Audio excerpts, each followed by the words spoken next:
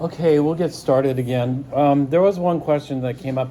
You aren't going to have to be able to draw the EDTA structure, so don't worry about that. The structure I just drew. How many questions would our exams be?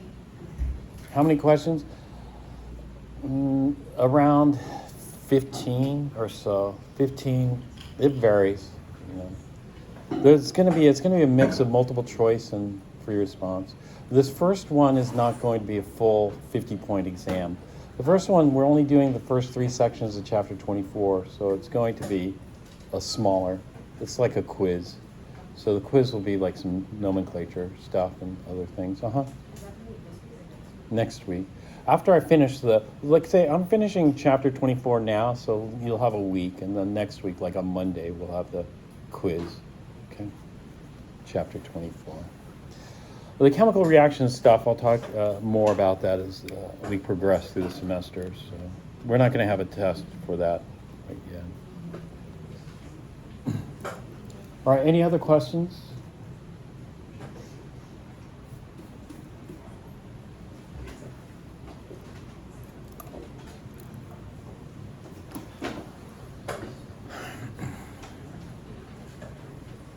All right, so I had a number of questions regarding this one. Exercise 24.63. This is just homework problem number 63 from the textbook. So it says the graph below represents the molar conductivity of some platinum 4 complexes. Molar conductivity, they should say electrical conductivity. The ligands in these complexes are ammonia molecules and chloride ions. The coordination number of platinum 4 is 6. And the counter ions for balancing are potassium ions or chloride ions. Okay, so it goes on to say that the graph below represents the molar conductivity of platinum 4 complexes. Ligands in these complexes, this is just a repeat here. Part A, write formulas for the compounds corresponding to each graph. The molar conductivity is electrical conductivity. Electrical conductivity is going to depend on how many ions. The more ions you have dissolved in the water, the higher the electrical conductivity. So deionized water should have 0 conductivity. Tap water has ions dissolved in there, and so it conducts electricity quite well, actually, tap water. It's not like metallic conductivity, but it's a decent conductor of electricity. So, under precisely defined conditions of an aqueous solution containing 1 mole of the compound. So that's why they call it molar conductivity. They take 1 mole of the compound, dump it in, and then see what its electrical conductivity is. You know, if it's a non-electrolyte, the electrical conductivity should be, you might have done this with a light bulb. Put the open circuit and a non-electrolyte, the electrical conductivity should be 0. The light bulb doesn't light. If it's a strong electrolyte, the light bulb should light up, 1 molar. And if it's a weak electrolyte, you'll see a dim light up. Do you guys remember doing that experiment? It's a demo experiment, though. We do it both in Chem 4 and Chem 1A. Okay, so we have 0 ammonia ligands. Write the formula for the coordination compound to correspond to the 0 ammonia ligands or amine ligand. And that means we just have chloride ligands. Express your answer as a chemical formula. So did somebody get this? What did they get?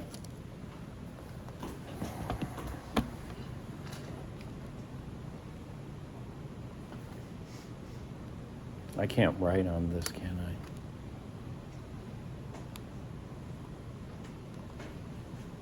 Right over here.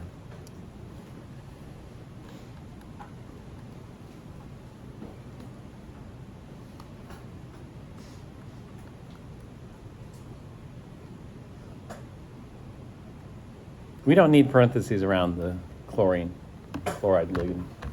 This would be it. Platinum is +4, therefore this complex has what charge?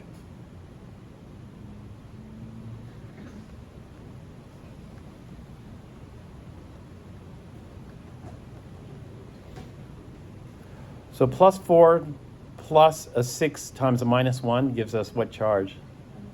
Minus 2. We'll call it 2 minus. And then we're going to need 2 positive charges to balance it out. And so what did they give us for the positive charge?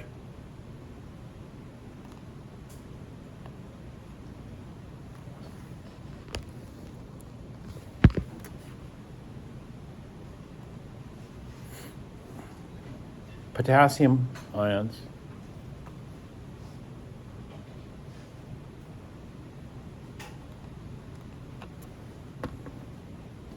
And so this would be the anion here, and we'd have this. Would be the ionic compound. How would we name this? Well, the name of the cation's easy. What's the name of the cation? Potassium.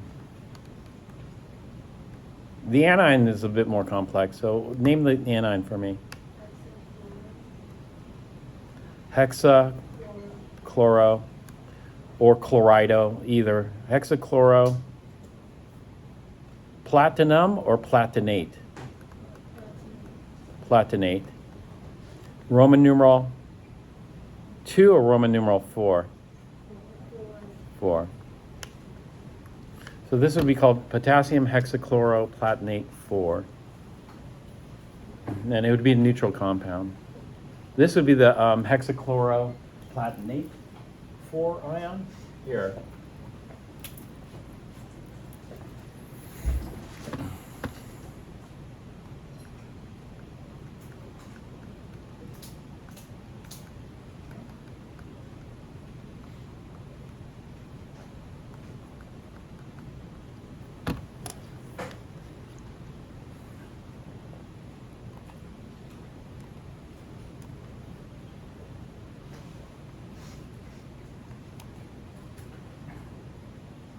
Okay. So it tells me the stats. 16 students, 100%. Eventually.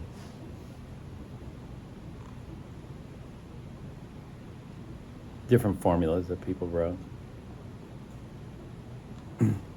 Now, this is what Werner won the Nobel Prize for. Platinum is PT.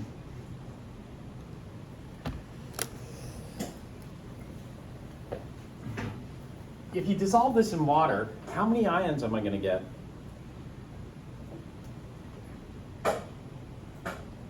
You know, some people would think, oh, all the chlorides are going to break off. Because they're chloride ions, right? All the chlorides break off. I get 6 chloride ions. I get 1 platinum 4 plus cation and 2 potassium plus 1 cations. So that's 1, 2, 3, 9. 9 ions, right? And so when I dissolve this in water, does everything break apart? No. And so that confused people because they thought, no, everything should break apart. But it turns out the stuff in the complexes is covalently bonded. And so if you dissolve a covalently bonded species in water, it doesn't ionize like that. It stays together. And so the platinum-chlorine bonds are covalently bound. And so what that means is that those don't break off. So everything in the complex stays together. And you just have this giant anion. This is what I wrote over here. You just have this giant anion that's floating in water. Sometimes a chloride might break off because not everybody has the same energy. So a high energy water molecule comes, boom, knocks one of the chlorides off, right? That can happen. But most of the waters aren't energetic enough to do that. Most of the waters are going to be in the lower end of the kinetic energy distribution. But yeah, once in a while, sure, a chloride might break off, but then it's going to reattach. Possibly. Or should reattach. So when we dissolve this in water, do you know how many ions I form? 3. I'm going to have this one, the hexachloroplatinate 4, and then 2 potassium ions that are going to be floating around in there. And so the only reason I'm going to bring the potassiums together is if I evaporate all the water. Otherwise they want to stay free. Because potassium salts are all soluble, they want to stay free. And if I evaporate the water, eventually I can form crystals of this stuff here. Will be a solid, like ionic compounds typically are. They're typically solids. When you evaporate all the water, you're just left with a solid salt at the bottom of the pot. Does that make sense? This? And so this is what Werner won the Nobel Prize for, because people were confused. They were thinking a lot more ions should form, but a lot of ions didn't form. And what was the reason for that?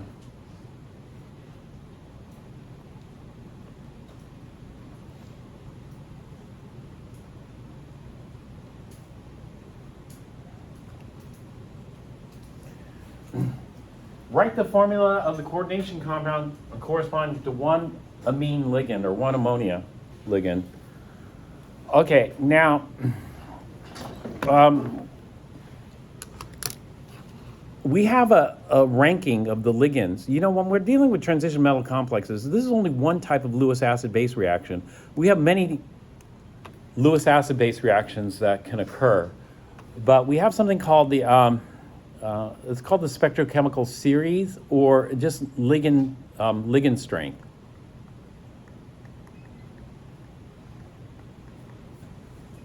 We'll go from the strongest to the weakest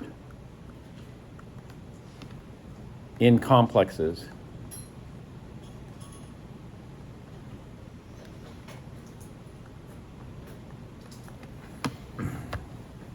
So the strongest ligands are going to be carbon donors. And the carbon has to have a lone pair. If the carbon has a lone pair, it's going to have a negative charge to it. And so that's going to be one. We got to complete its octet, so it's going to have three other things attached to it. Or three bonds. It could be a triple bond. So it could be three singles, or it could be a double and a single, or it could be a triple. But all these are going to have a negative formal charge on the carbon. And then we don't know what the rest of this is, so I'll call it the rest of whatever it is, R group. And so these are carbon donors. Carbon donors, this is a very special carbon, though. This is what we'll call carbanion. Carbon, we have carbide, which is carbon 4 minus, but this is a carbanion. Or carbanion, something like that.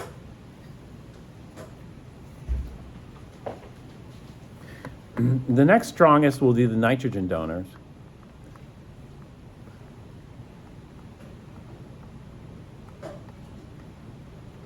And it doesn't have to be hydrogen attached to it. This is an amine. And so for an amine, we'll have R's. And these R's don't have to be the same. So sometimes we'll do R, R prime, R double prime to indicate that they may or may not be the same.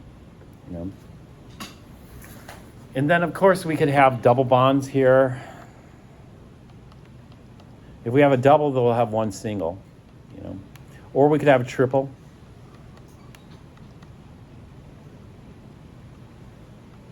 But all these would be neutral nitrogen, i.e. zero formal charge. And then that's followed by the oxygen donor. And this is strange because oxygen donor, you might have something like hydroxide or hydroxide analog. Hydroxide R would be H. But let's say you threw in a methyl group for R. If we threw in a methyl group, that would be CH3, is what we call methyl, so it would be CH3O minus. CH3O minus is called methoxide. Methoxide is a powerful base like hydroxide, but instead of having a hydrogen, it has a methyl group attached to it.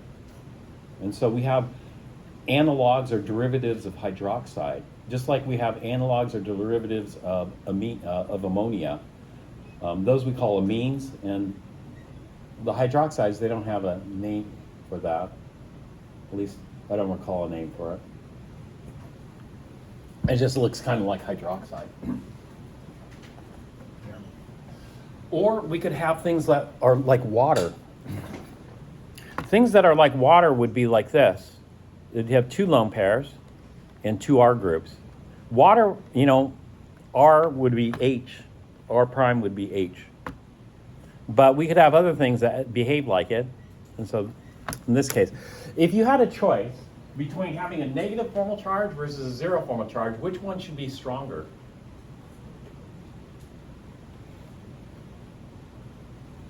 Which of these 2 oxygens should be a stronger base? They aren't equivalent. Which one? The negative oxygen or the neutral 0 oxygen? A stronger base. Think Bronsted. What's a stronger base, water or hydroxide? Hydroxide. Same thing here. However, we would expect hydroxide, what's a stronger base, ammonia or hydroxide?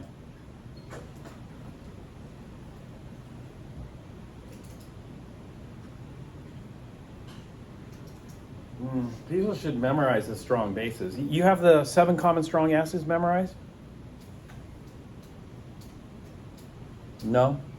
You should memorize them. What are they? HCl, HBr, HI, H2SO4, HClO3, HClO4, HNO3. Okay, that's it. What are the strong bases? NaOH. But we aren't going to go that route. We're just going to say the soluble hydroxides. NaOH, LiOH, CSOH, the group 1 and ammonium hydroxides. Those are the soluble hydroxides. So all soluble hydroxides are. The insoluble hydroxides are not strong bases. Give me an example of an insoluble hydroxide.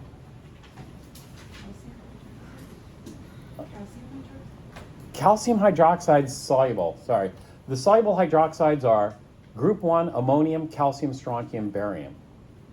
You should memorize that because that tells you the strong bases right there. Those are the strong bases. All the other hydroxides are not strong. So give me an example of one that's not strong. Not calcium, but in the same family. Magnesium. Magnesium hydroxide is an insoluble hydroxide. It's weak. It's weak. So, people eat or drink magnesium hydroxide. You know that? You can buy it over the counter. You know what it's called?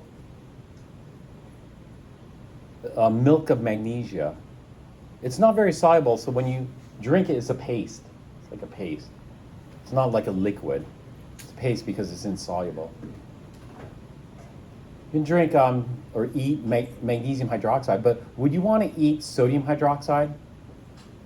Could you eat that? No, because magnesium hydroxide is weak base. Sodium hydroxide is a strong base. You wouldn't want to do calcium hydroxide because it's strong. Its pH is going to be very high. Don't do that. So we have the soluble hydroxides. What else are the strong bases? Does anybody remember? Sulfides. The soluble sulfides are strong bases. Essentially, it's group 1 and group 2. Sulfides are strong bases. Well, the hydroxides we covered.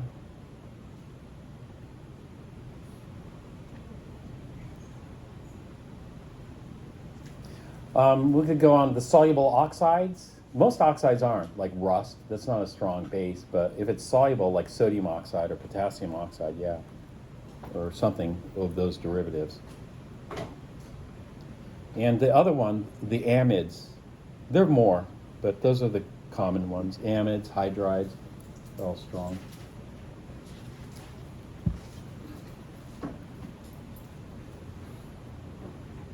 You could go back and look. I don't know if your instructor talked about solubility rules, but you should know them. And strong acids and strong bases. All right, the weakest will be the halides, like chloride, You might think chloride should be strong. Fluoride, especially because it's so small. Bromide. The halides. So if we have a halide, the halide can easily be exchanged for ammonia. Ammonia is a much better base. Ammonia comes along and knocks off a chloride. If ammonia comes on and knocks off a chloride, then we form this. Now, the problem is do we write the ammonia first or the chloride first? Or the amine first or the chloro first? We used to have to worry about the charge, but we don't have to worry about the charge. We just do it alphabetically. So the amine should come first, followed by the chloride. Now, the coordination number 6, amine is a monodentate ligand. So how many chlorides can I fit now? Here.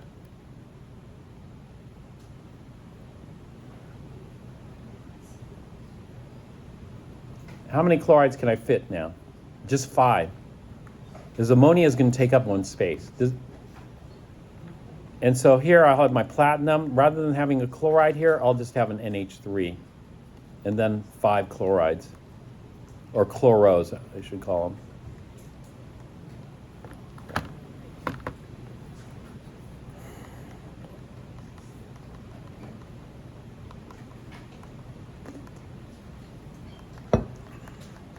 I shouldn't take too much time on this. All right, what's the charge on this? The total charge.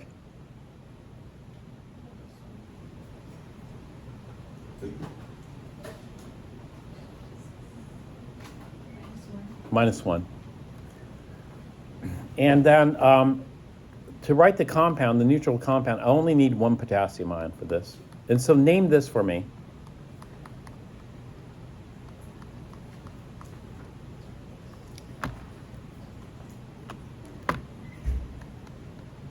Cation's fine. Potassium. What's the name of the anion here?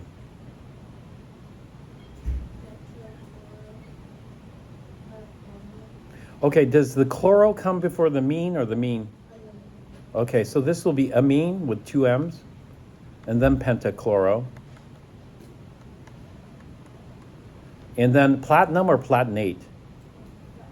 Platinate. And the charge on platinum is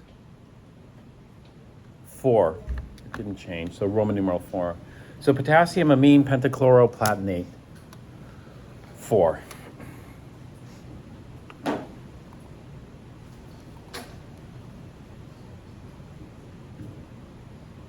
They didn't ask for the name.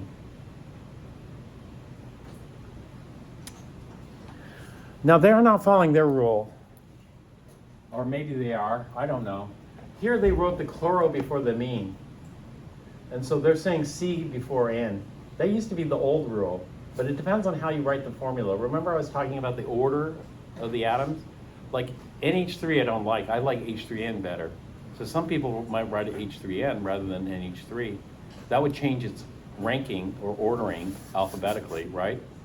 Hydrogen versus nitrogen.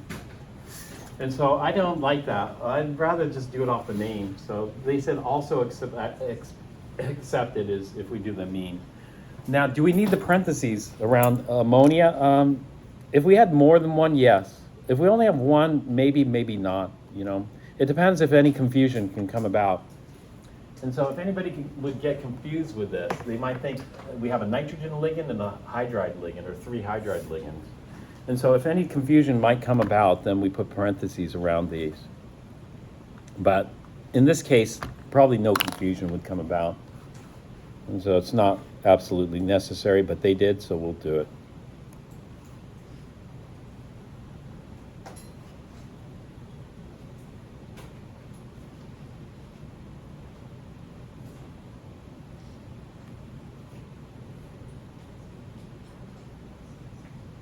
Two ammonia ligands, 3 ammonia ligands, 4 ammonia ligands, 6 ammonia ligands. So we're going to generate a series here.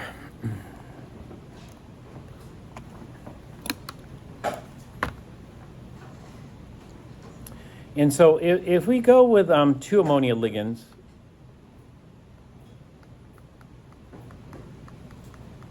then we definitely need the parentheses.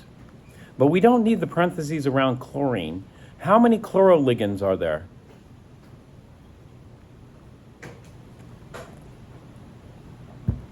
Four. Because we need 6 monodentate here. How would you name this? This is not a coordination cation and anion or whatever. This is a coordination compound. It's neutral. And so we would name this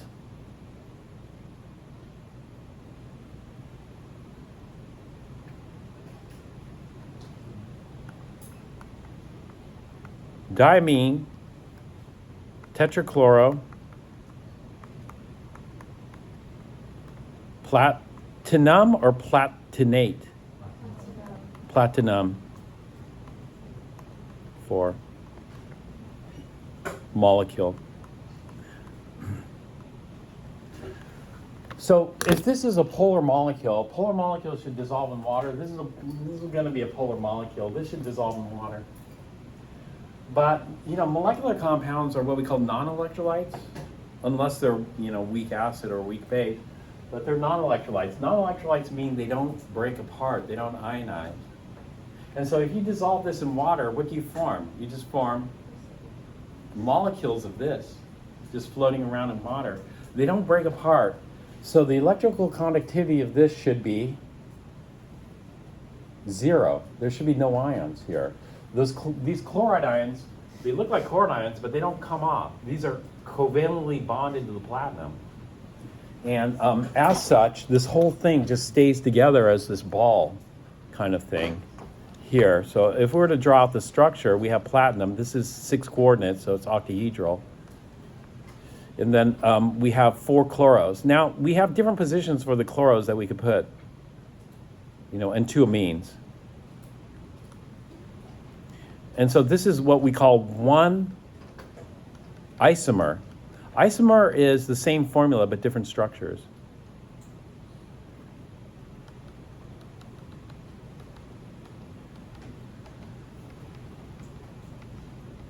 This is what we call the cis-amine. Cis means they're adjacent to one another. The other type of isomer is called transamine. Transamine means I put the amines on opposite sides of the octahedron. So this is on the same kind of adjacent. If I put one amine here and then exchange this one, then that would be opposite. It would be 180. This is only 90. Do you see this is 90 angle? If I put it on the opposite, it's 180. So that would be transamine. I'm not going to draw it. We're going to come back to isomers at the end. But this would be an example. But the thing is, this thing stays together. It's neutral. Just stays together. And so this would have 0 conductivity.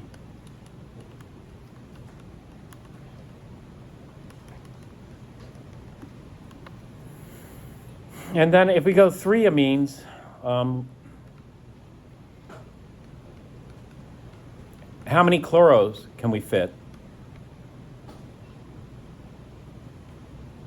We'd only fit 3 chloros here. What's the charge of this?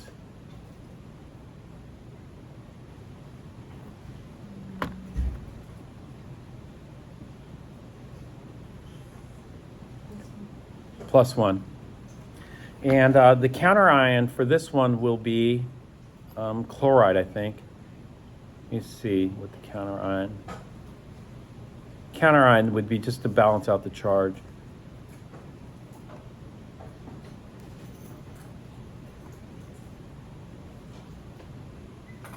Yeah, chloride.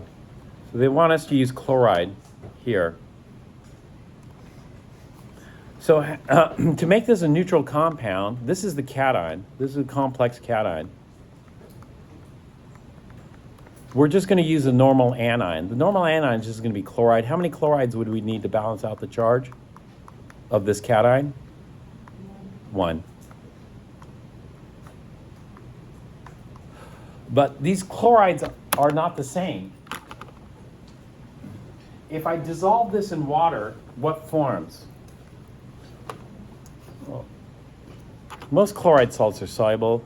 for silver, lead, mercury. If I dissolve this in water, the cation, oops, keep that.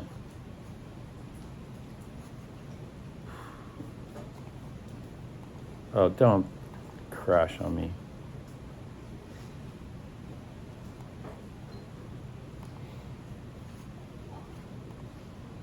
That's all right. This big line through here. If we dissolve this in water, then what happens is the cation breaks apart from the anion.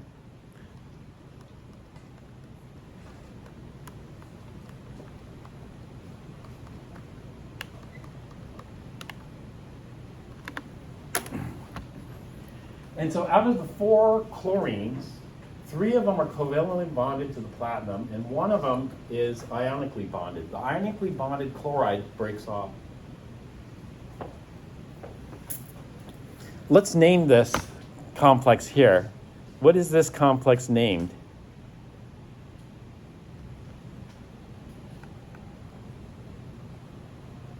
We name the cation first. Cations are always named first. This is going to be called triamine, trichloro, platinum or platinate? Platinum. Roman numeral 4, chloride.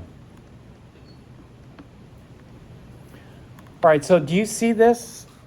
Each of these is going to yield a different number of ions. The more ions we have, the higher the electrical conductivity.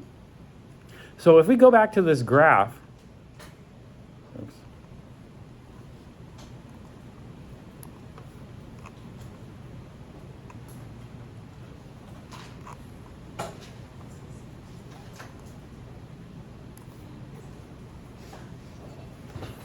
I see this here. This has 0 conductivity. You know what that is? That's triamine, trichloro, platinum 4. Has 0 conductivity. This must be 2, you know? This must be 3, this must be 4 ions, this must be 5 ions we get from that. And so we just kind of match them. That makes sense. And this is probably, let's see, cation, you know, or whichever, you know, depends which direction we go. But does that answer the question regarding this particular problem? That's what they're looking at here. All right, any other questions on this? No? Okay, so now we finished chapter 24, so you'll have a little quiz on chapter 24, probably Monday next week. Let's do it then. That means the homework will be due Monday. I have the homework assignment due at the end of the semester. I just have that because I'm not sure what the date's going to be. So I just did it that way. But to get full credit, turn your homework in before class Monday. Turn it in means just finish it. But let's say you can't finish it, then I'll accept late homework until the end of the semester. Late homework just carries like a 20% penalty, I think. So it's worth doing, you know, to recoup points, lost points.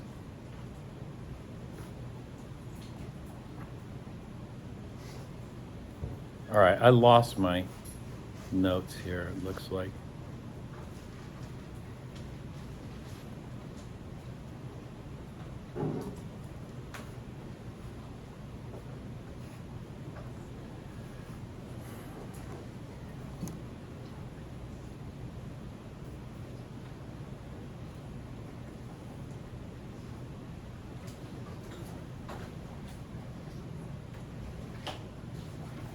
I'll just continue with Excel.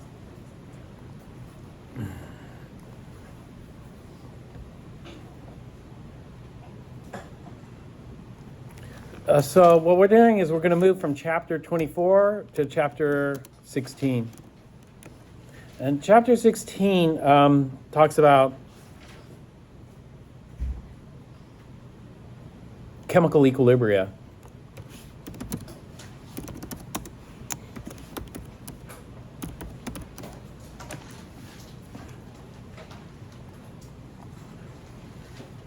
So let me talk about what chemical equilibria is.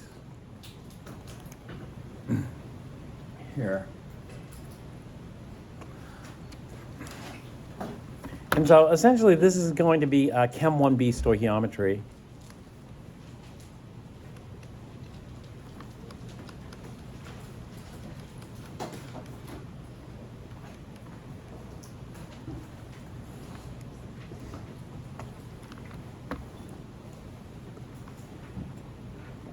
Chem 1B stoichiometry is going to take into account like partial reactions, but all we can get are partial reactions. In 1A, what we had is we had complete, complete or no reactions.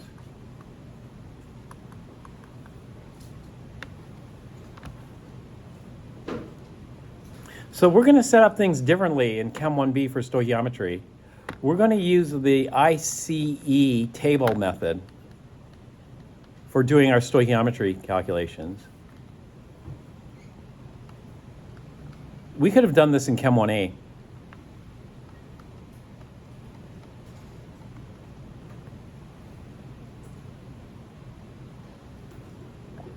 Let's do an example of an ICE table for Chem 1A stoichiometry.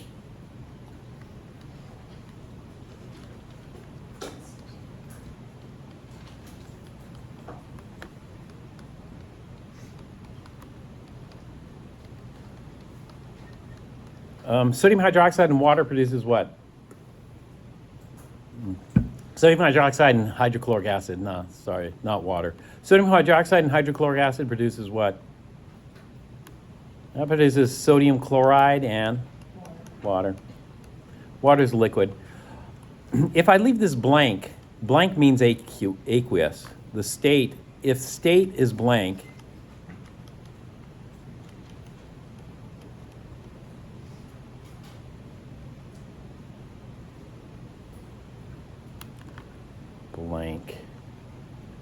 then aqueous. So if it's solid, liquid, or gas, I'll write the state.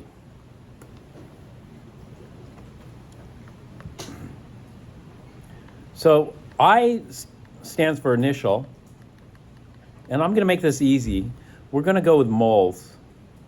So I'm going to do, let's say, 1.0 moles of HCl and 1.5 moles, NaOH, and 1.5 moles of HCl.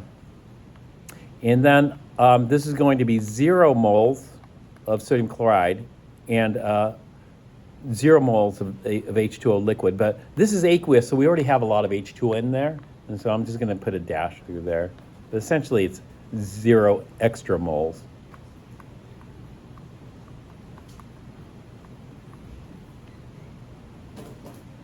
But there's lots to begin with there. What's the limiting reagent? Sodium hydroxide. So we completely react all the sodium hydroxide. And then over here, do you see the HCl? How much HCl are we going to lose out of the 1.5 initial?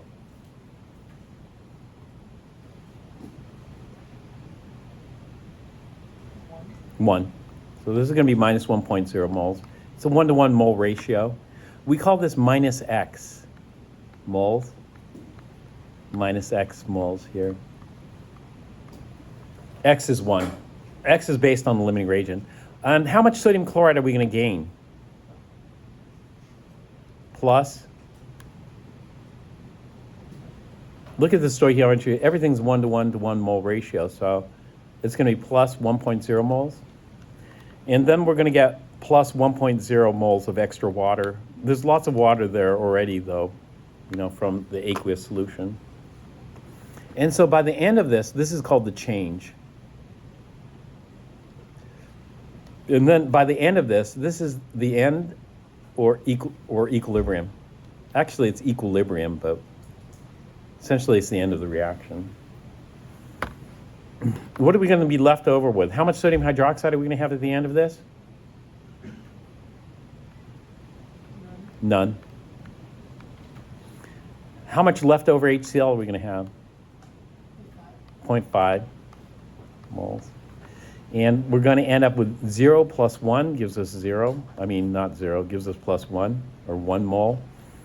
And then we're going to get this plus 1 mole of extra water, but there's a whole bunch of water in there to begin with. I'm not going to put the initial moles of water, because actually I don't know what the initial moles of water is. Do you ever worry about how many moles of water you start off with in an aqueous solution? No, not really, right? You don't look at the bottle of sodium salt solution and say, okay, how many moles of water are in there? It's something that we're going to think about a little bit later on. But this is the Chem 1B style of doing stoichiometry. So at the end of this, we expect half a mole of HCl left over and 1 mole of product, sodium chloride.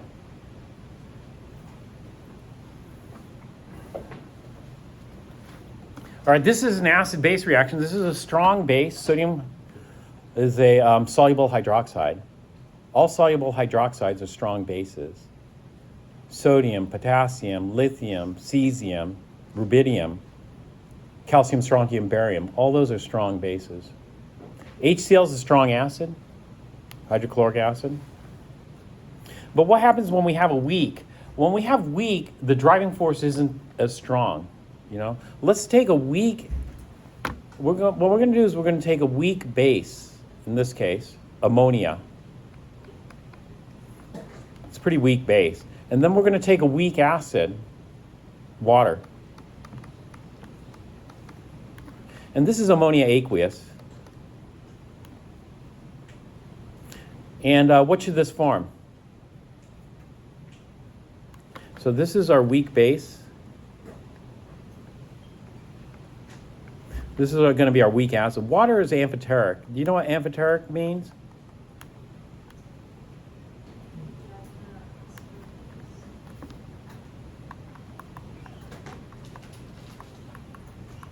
Amphoteric or amphiphilic? I like to call it amphoteric. Amphoteric means it's both acid and base.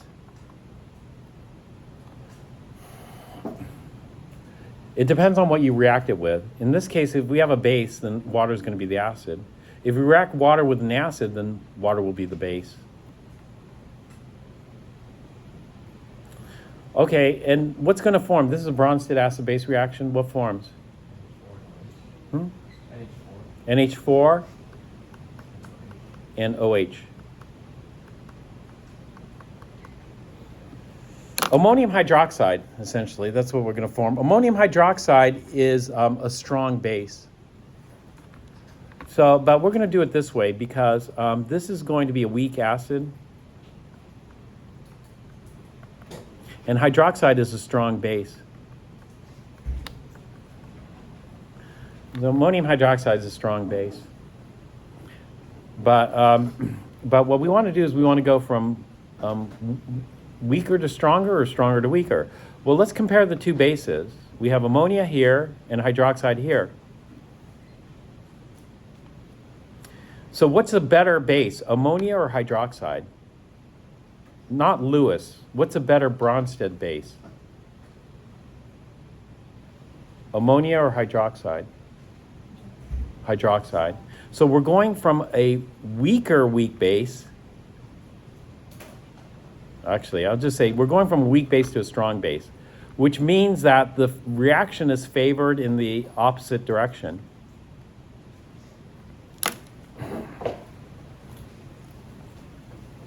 So in Chem 1A, what we say is that there's no driving force. If there's no driving force, then that means there is no reaction. No driving force, no reaction. That's okay for Chem 1A, you know. You could just say there's no reaction. Because we don't want to be going uphill thermodynamically. You know, everybody should be happy as ammonia and water. We don't want to climb this big hill to make ammonium and hydroxide.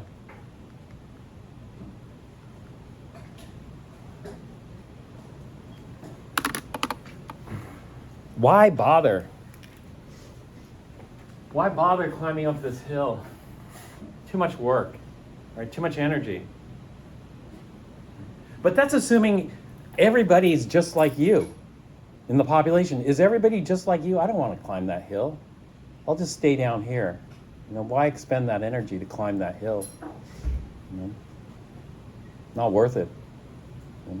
So let's say you're with a big group of bicyclists, and everybody's looking at that hill and going, no.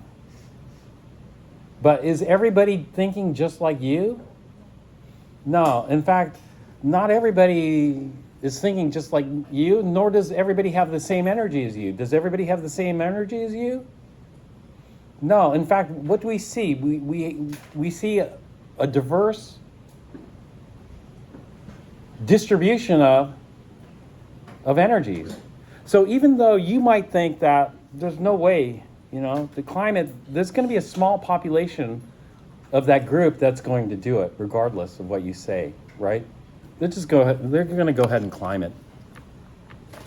How big is that population that decides to go ahead and climb it? That's going to be small. But most people are going to stay down here, and then there's going to be a few that make it up here.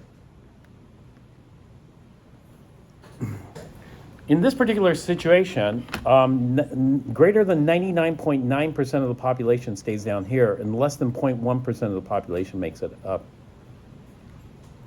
So this is greater and then less than 0.1%. And then you go, okay, we can ignore that 0.1%. Just completely ignore it because it's so small, right? That population. But that small population results in metathesis reactions occurring. Because now this is not metathesis. We wouldn't expect metathesis to occur here because this is not an ion, not an ion. But enough ions form such that one of the chemical properties, what one of the chemical properties of ammonia is? One of the chemical this is something I learned when I was a student. I had to learn the chemical properties of ammonia, and I memorized this one. One of the chemical properties of ammonia is ammonia can precipitate metal hydroxides. I just memorized that as a student. But why can ammonia precipitate out metal hydroxides? Because ammonia forms a little bit of hydroxide in water. And that hydroxide, most hydroxides are insoluble. There's just a small group of soluble hydroxides. What is that small group of soluble hydroxides?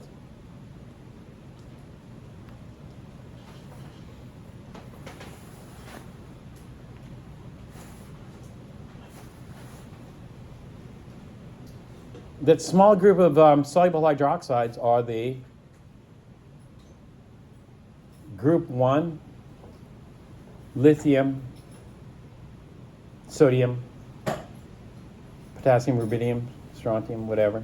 Not strontium. Strontium is group 2. Group 1 and calcium, strontium, barium hydroxides. All the others are insoluble. So if we had iron ions, iron 3 hydroxide is insoluble, so those can precipitate out. And so we need to know this here to properly predict things. Or you memorize that ammonia is what we call weak electrolytes. What do weak electrolytes do? Weak electrolytes partially hydrolyze water. In other words, weak electrolytes partially react. So how do we handle the stoichiometry for this? Should we say complete reaction or no reaction? No, neither of those work for us. So if we were to say complete reaction, in this case, the limiting reagent would be ammonia.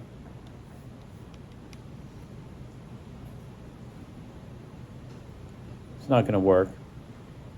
Or no reaction. No, it's somewhere in between. And so we have partial reaction here.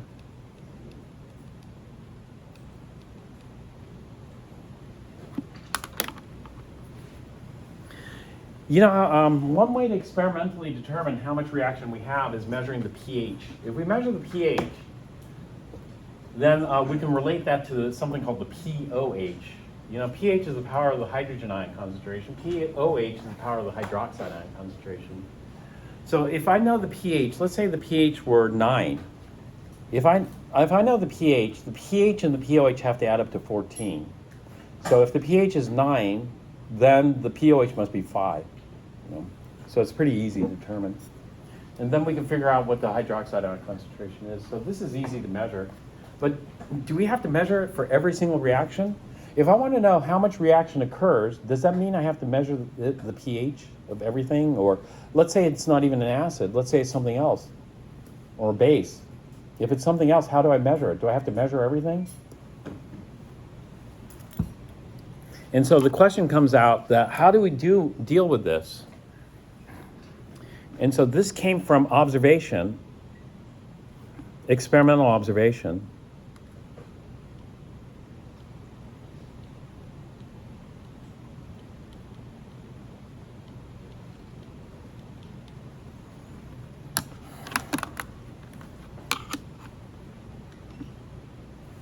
If you could think back to calorimetry, if you want to measure the heat, or if you want to know the heat of a reaction, do you have to run a calorimetry experiment for every single reaction that you do? No. You know, there are other ways to determine how much the heat of the reaction is without having to go into the laboratory. Well, we want to do the same thing here. Do I want to measure how much reaction occurs for every single reaction I do? No, that's too much work. And in fact, this percentage changes. This percentage changes so that the more concentrated the ammonia is, this is kind of weird, but the more concentrated the ammonia is, the more concentrated, would you expect more population up here or less population up here? The more concentrated it is, as far as a percentage of population. And so the weird thing is the more concentrated the ammonia is, as percent of population, the percent population that makes it up here decreases. And the less concentrated, the more dilute this is, the higher percentage. So the more dilute this is, the greater percentage of the population makes it up here. So the relationship is much more complicated than a straight percentage.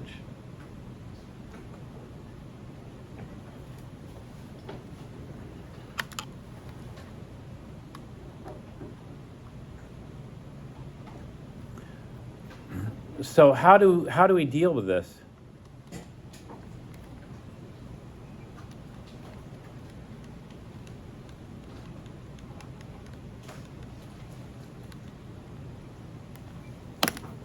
And the question is, how do we solve the stoichiometry of this particular problem? So, like in any science, we're just going to use the day-to-day grind of scientists. And the day-to-day grind of scientists starts with what?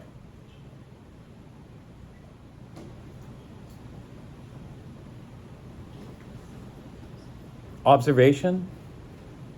Yeah. There are two ways to approach this. One, we can approach it from observation, one end, or two, we can approach it from theory, the opposite end. Now, the situation is, do you know the theory of chemistry well enough to use it, to apply it to this stoichiometry problem? No, you don't know the theory well enough. So what we're going to do is we're going to approach this from observation. In order to approach it from observation, can I just observe one reaction? Well, I have one observation here. Is this one observation enough? We can say that all partial reactions, this is my new law, which I'll call Chabal's law. Chabal's law says that all partial reactions are 0.1%. Is that law going to hold? No, that's going to be a worthless law, right? And so what we need to do is we need to take more.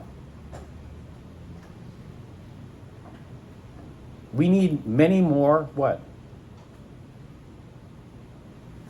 In order to see a pattern, Are you going to see a pattern from one observation? No, we need to take many, many observations. The more observations we see, the better it is to recognize if there is indeed a pattern. And if there is a pattern, maybe it's so consistent we can call it a law. That would be nice. Because if we have a law, then we can make predictions. Like the ideal gas law, we can make predictions based on that. And so let's start off with observations.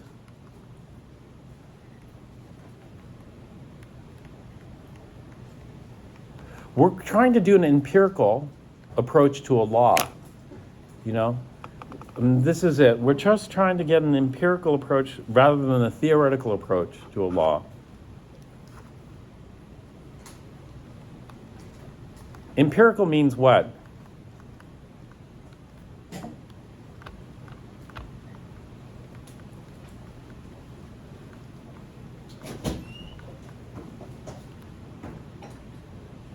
We might not get a law, we might get rules. If we have rules like the solubility rules have lots of exceptions.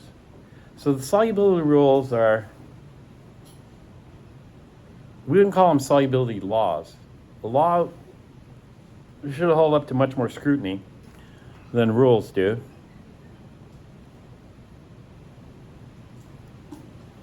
All right, so we're going to take some observations here. And I'm going to use some book data for our observations since I didn't do any measurements here. So I'm going to go back to our book. Let's see.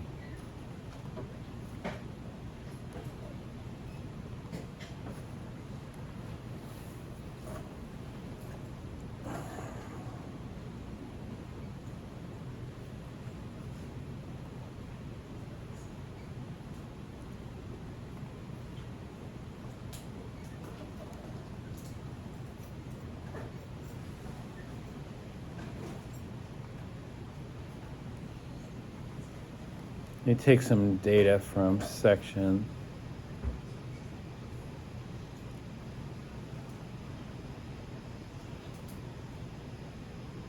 16.2. I'm just going to use this data here. Let's take a look at this reaction that they have here.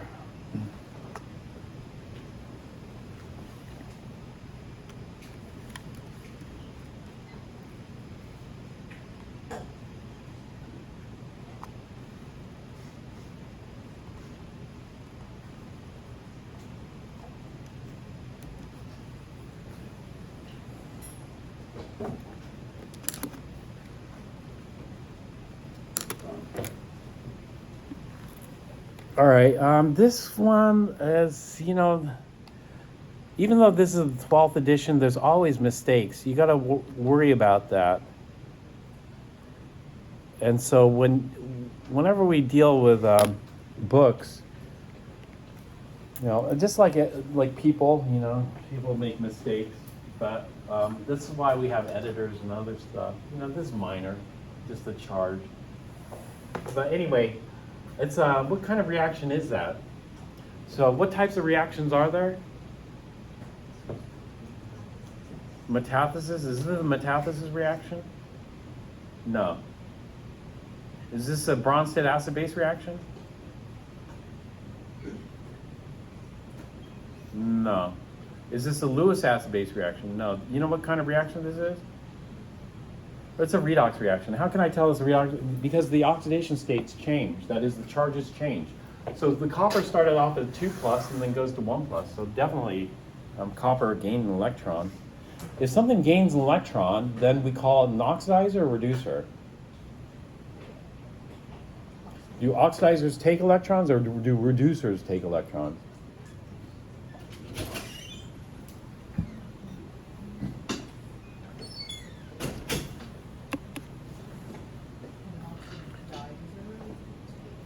Oxidizers take electrons. So we call it an oxidizing agent. So copper 2 is our oxidizing agent. That means tin 2 is our reducing agent. Tin 2 must have lost electrons. So to go from tin 2 to tin 4, it lost 2 electrons. And to go from copper plus 2 to copper plus 1, it gained 1 electron, but we have 2 of them. And so tin 2 loses 2, gives 1 electron to each of the 2 coppers. Okay, now this is a competition between the forward and the reverse. If we go backwards, what we're trying to do is we're trying to figure out which way is uphill, which way is downhill. So is going forward uphill or going forward downhill thermodynamically? And so what we're going to do is we're going to compare copper 1. Copper 1 will lose the electrons. This will be the reducing agent in the reverse, and tin 4 will gain it. This will be the oxidizing agent. And this plus sign should not be here. It's not plus aqueous. It's just aqueous. I don't know who did this. Editing. But usually editors are very detail-oriented.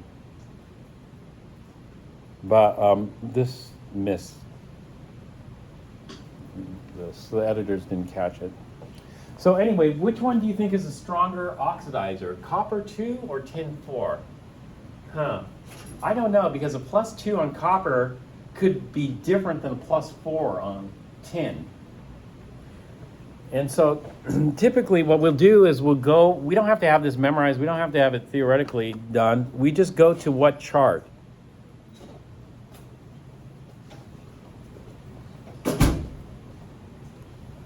So I call this, in our book it's called the reduction potential chart.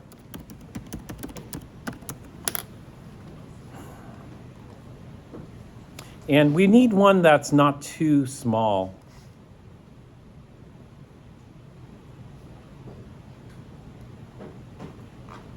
This is not a chart. I give up. It used to be so much easier to get stuff off here. I'm just going to get it from our book. And so if we go to our book,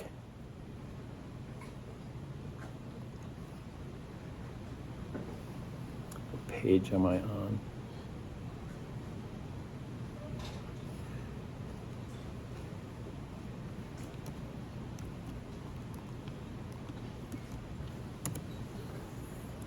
We have a really nice chart.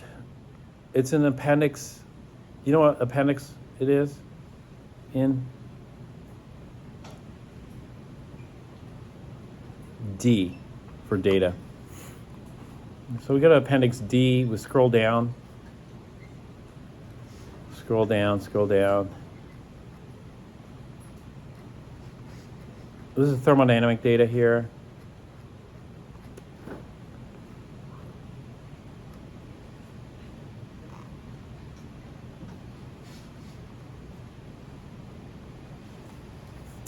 Except appendix D separates it, unfortunately. Let me see.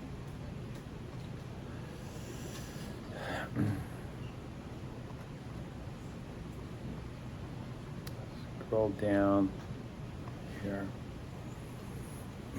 It doesn't matter the chart or what it's looked like or how it's formatted. You know what I look for in these charts? I look for F2, fluorine. So that automatically tells me that's the strongest oxidizer.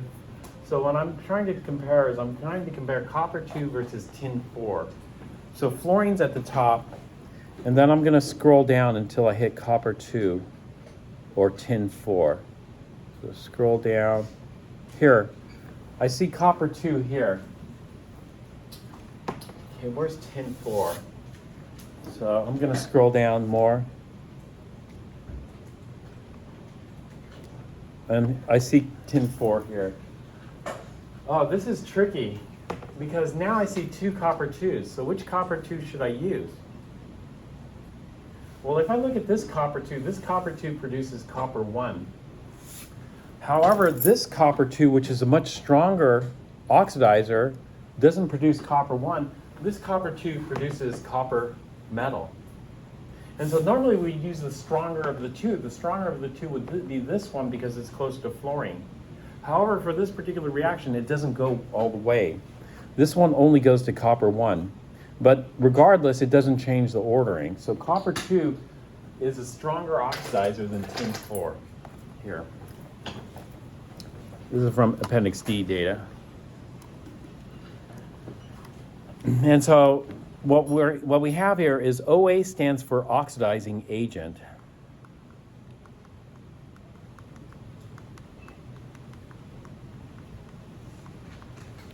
or oxidizer. This is often confused by oxidation.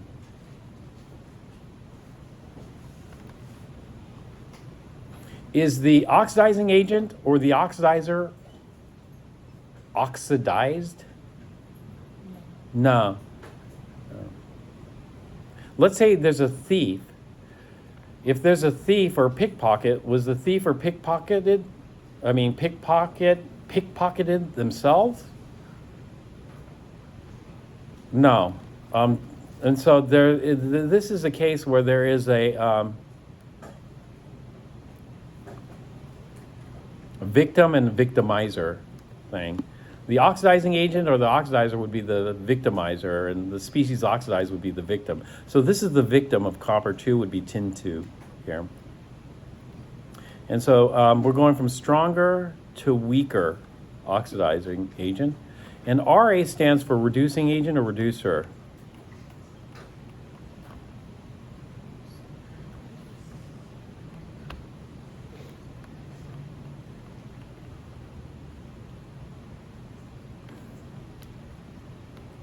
The reducing agent is the victim of this oxidation. And it turns out this is going to be a stronger reducer, and copper plus will be a weaker reducer. Because of the conjugate relationship, if one holds, the other must hold. And so that's why we only need one chart. This appears to be just a chart of the oxidizers on the left, but this is also a chart of the reducers. It's a flip-flop relationship. And so the strongest reducer is at the bottom of this chart, which would be lithium. So I look for fluorine and lithium.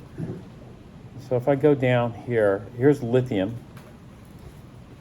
Would be the strongest reducer. And then as we go up, we get weaker and weaker. And the first one we're going to hit is going to be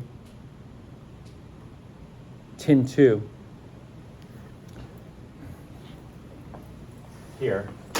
So tin 2 is stronger reducer than copper 1 based on this. And it has to hold that way because of the conjugate relationship. It's like the conjugate acid-base relationship. So we got driving force. Driving force is present. DF stands for driving force. All we need is 1, but this is always going to give us 2.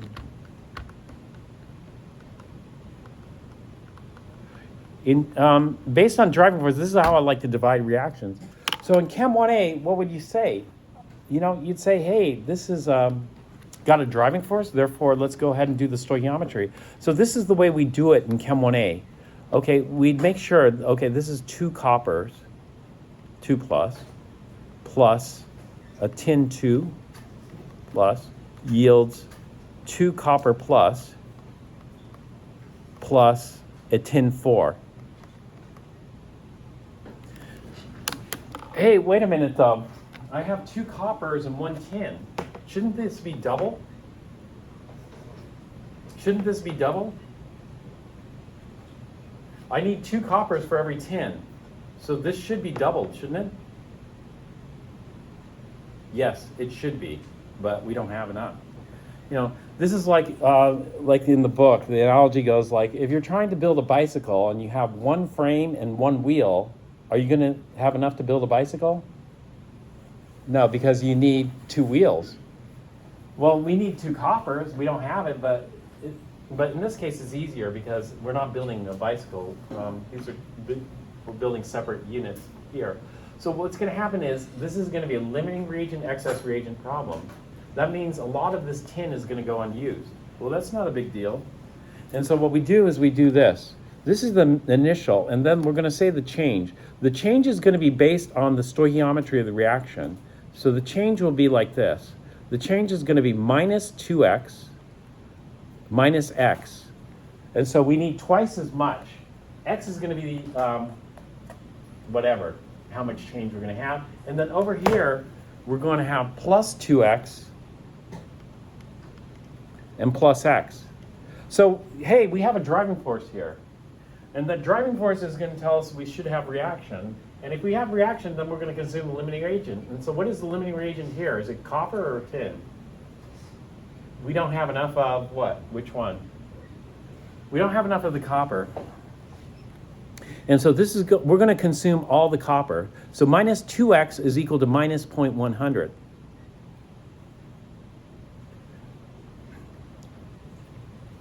This is going to be, we're going to just do this in moles. They didn't put the units here, but I'm going to put the units here. And I'm going to go way off from what they did in the book. So I'm adding some extra stuff here. So if 2x is equal to 0.1, then what is x? It's going to be half of that, and so x is just going to be minus 0.0550. And so, and then over here, plus 2x is going to equal plus 0.100 moles. And then plus x is going to be plus 0.0500 moles to keep the sig figs straight. And then at the end of this, what do we expect? How much copper 2 do I have remaining? 0 moles. How much tin 2?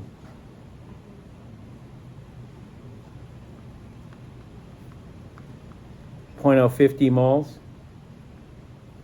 How much copper 1 did I form? 0.100 moles.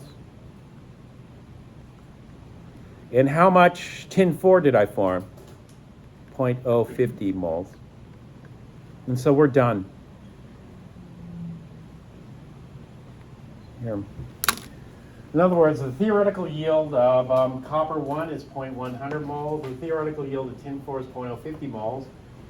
All the limiting reagent was consumed, and we have 0.050 moles of excess reagent left over. Do you see the Chem 1B style of stoichiometry? Here. We can convert it to grams or whatever. But how strong is this driving force? If we have a driving force, then that means it's downhill, right? So everybody can make it downhill. So we expect complete reaction. So if you have a population that's at the top of the hill, then all the population can make it down the hill, all of it, right? And so we expect 100% reaction. But there's a problem. This is the problem. The problem is that, again, we don't have identical clones. Everybody has a mind of its own. And so the population makes it all the way down the hill, no problem, easy, right? But some of the people in the population get bored. And you know what they do? Yeah, they make it down the hill, but you know what they decide to do? They decide to turn around and go back up. Does everybody turn around and go back up? Not everybody. And so what happens is some of this population decides to go back up the hill.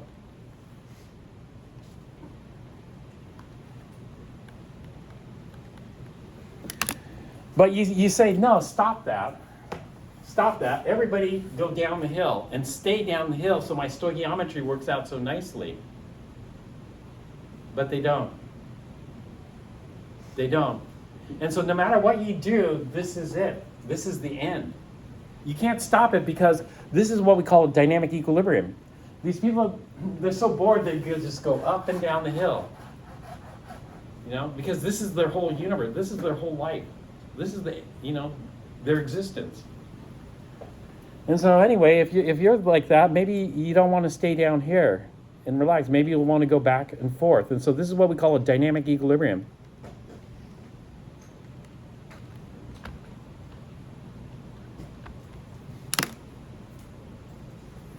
It's a dynamic equilibrium, meaning that, there's going to be up and down. And so it's going to happen in both directions. And And the situation is there's no net change. It's in equilibrium, so there's no net change. That means the population going down the hill must match the population going up the hill. So the rate of the reaction of the forward is equal to the rate of the reaction going up.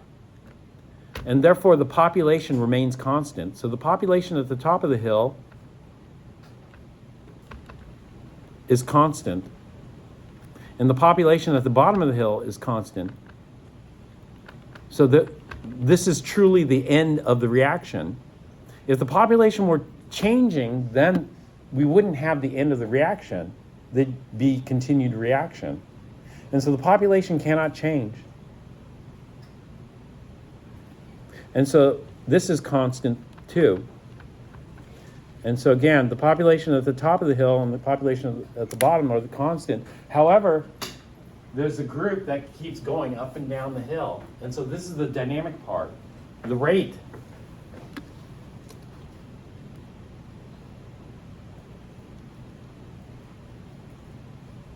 Of the forward and the rate of the reverse are the same. And that signifies the end of the reaction.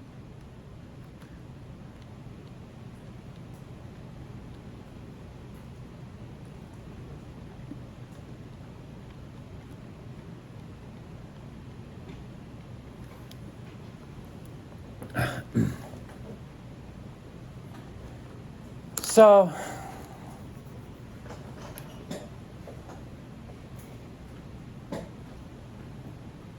it depends on the driving force.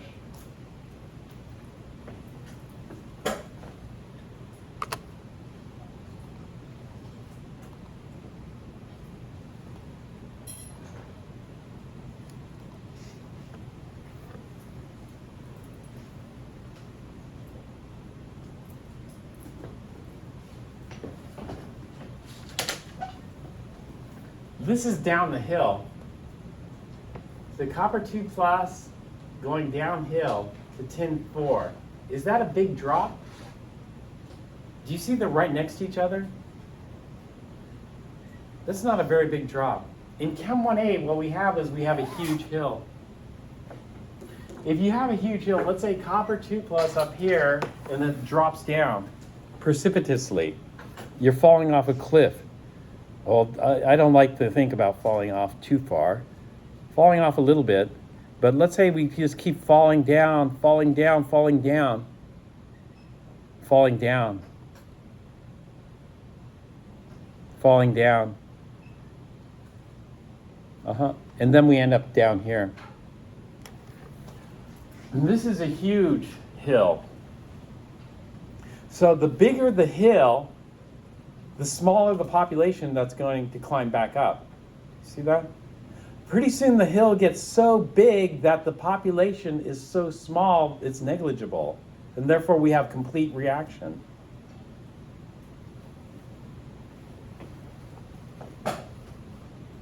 That population is given by what distribution? It's given by the Maxwell-Boltzmann distribution. Here. And so let's say the hill grows bigger and bigger. So pretty soon the hill, you need this much speed to make it up the hill. 7. Is there much of a population that has enough speed to make it back up the hill? No, it's negligible. So, you know, if that were the case, then this would be a one-way reaction, Chem 1A style. But let's say, you know, we only need a speed of 3. If you only need a speed of 3, then we have a significant number. If we only need a speed of 2, then that population grows. If we only need a speed of 1, then, boy, you're going to have people on both sides, you know, the top and the bottom. You're going to populate it.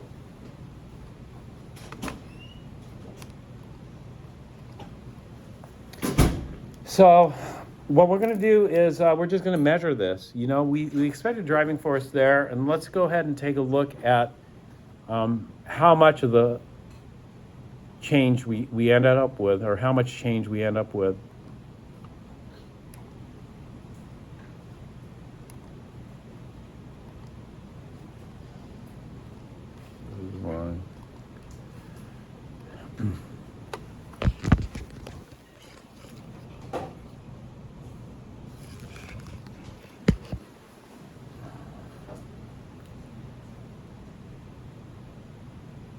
So they measure the equilibrium concentrations, and this is what they got.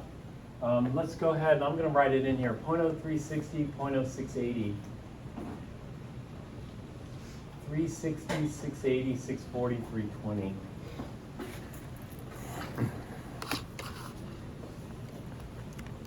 Oops.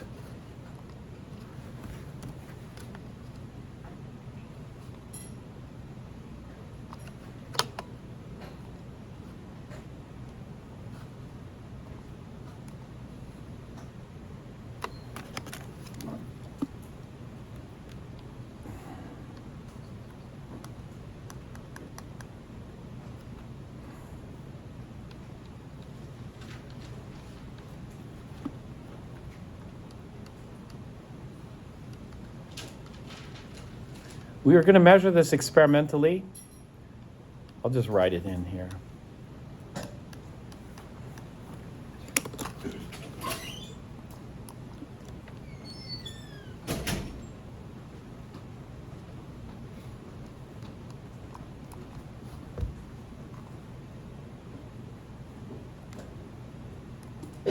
How much time do we have?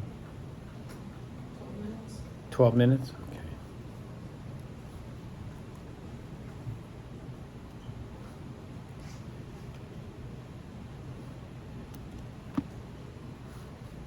Word is working now, I think, so let me try this. This is somebody else's.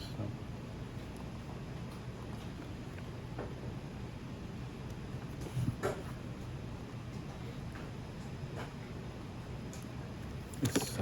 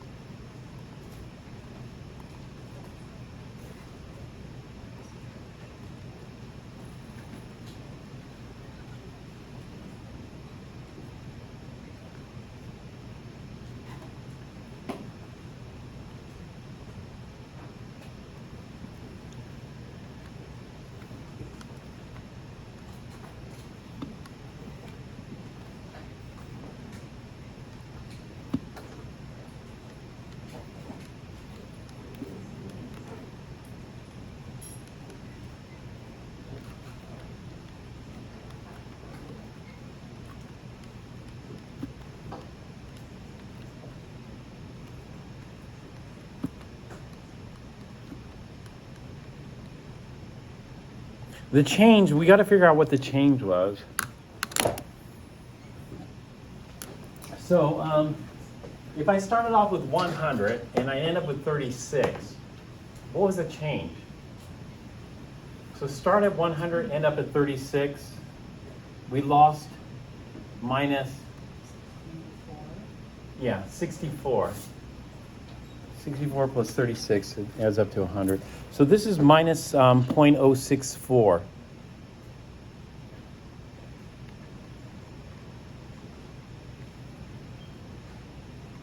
That's what we call our 2x. And then if we start off at 100 and end up at 68, how much did we lose?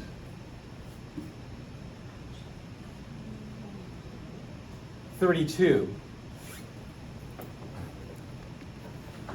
So we must have lost 0.032 moles. And let's take a look at the stoichiometry of this.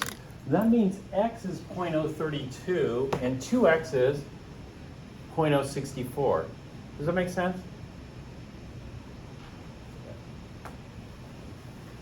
Which one was the limiting reagent?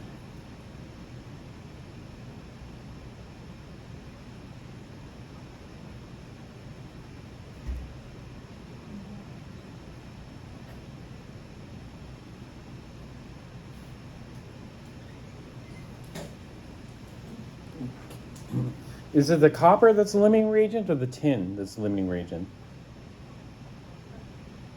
It's the copper, right? We need twice as much copper, but we don't have it. And so copper is the limiting reagent. And so this is what we say here. We had 64% reaction of the limiting reagent.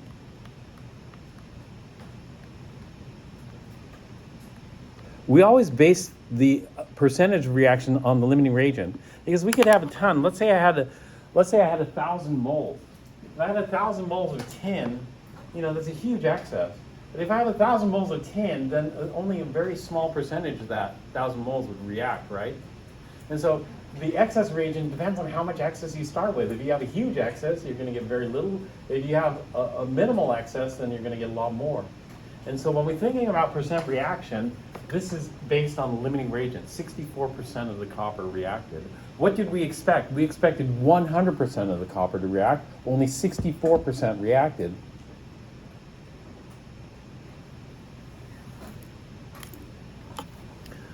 Okay, over here, as far as the product goes and theoretical yield, if only 64% of the copper reacted, then we're going to end up with, oops, did I get this backwards? I must have gotten this backwards. No, this is correct. Where is it? This is plus 2x. What is going on with this? Let me see what the book had.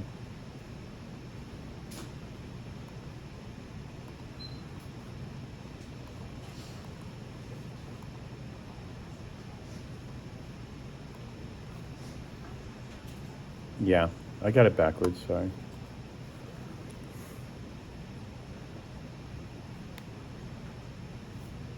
That's going to give us 0.0640 moles of copper product plus 0.0320 moles of tin over here. In other words, the 2x here is going to be plus 0.064 moles, and the plus x is going to be plus 0.032 moles. So do you see a pattern here? The pattern is 64% reaction. You got it? 64% reaction.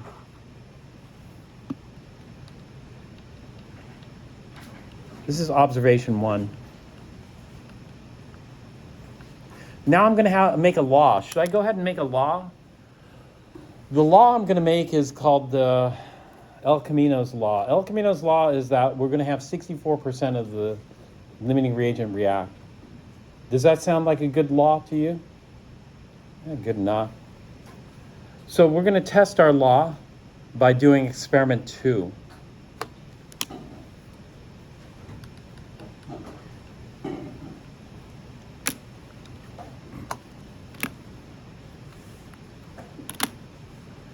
And so let's see the pattern that holds. Let me go back over here. And for experiment 2, I'm going to repeat this, but do it like this. I'm going to start everybody at the bottom of the hill. And so I'm going to go 2 copper 2 plus tin 2 plus yields 2 copper plus 1 tin 4 plus. And what we're going to do is we're going to put the entire population at the bottom of the hill.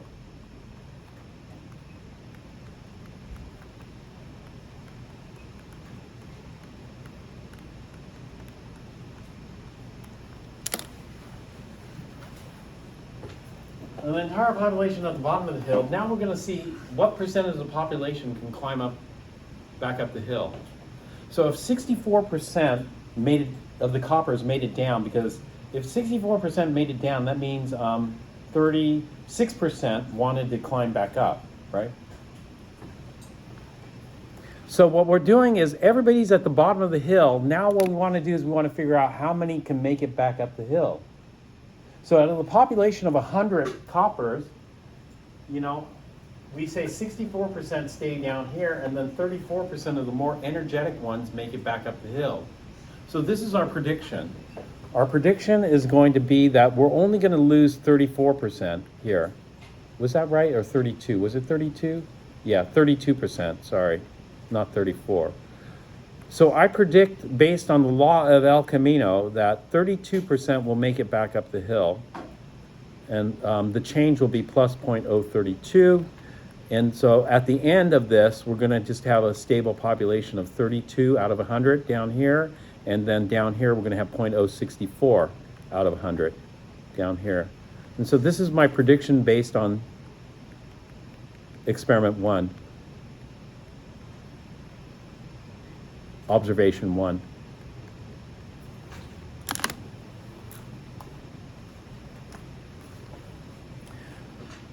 Are you good with that?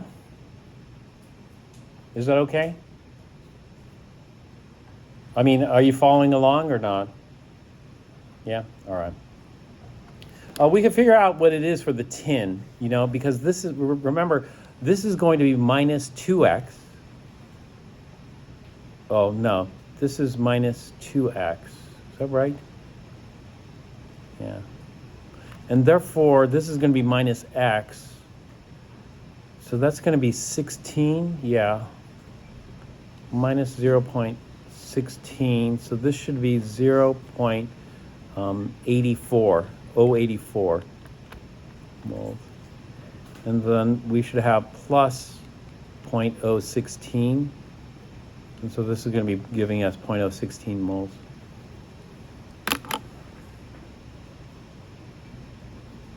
It's half as much tin reacts as the copper. All right, so what we'll do is, obviously we want to test our prediction. So let's go ahead and test the prediction and see what we get.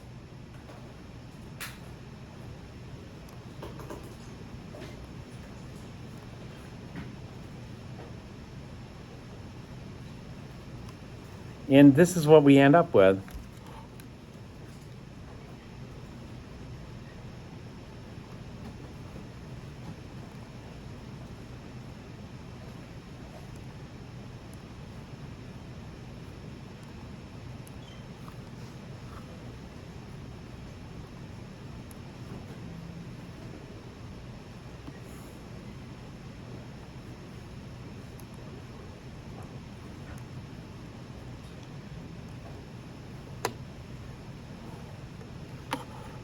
That's what we end up with. Did our prediction come to realization? No, our prediction is way off. In fact, let's see what percentage made it back up the hill. So I'm going to go back. I'm not going to go back here because this is not working so well for me. So initially we had 0, 0, 0.100 at the bottom of the hill, 0.100 here at the bottom of the hill. And so to go from 0.100 to 0.043, 3. So we're left with 43. How many made it back up the hill? So we start off at 100 at the bottom, and then we end up with 43 remaining. That means how many made it back up the hill? 57, actually 56.7. We add in the precision here. So actually, 0.0567 made it back up the hill. Did we change the temperature? If we change the temperature, then I expect more of them to be more energetic, right?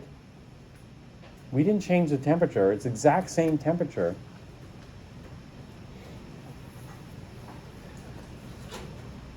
So what's going on here? So out of 100, 56.7 makes it back up to the top of the hill. Whereas before, only 32% made it back up the hill. Do you see a pattern?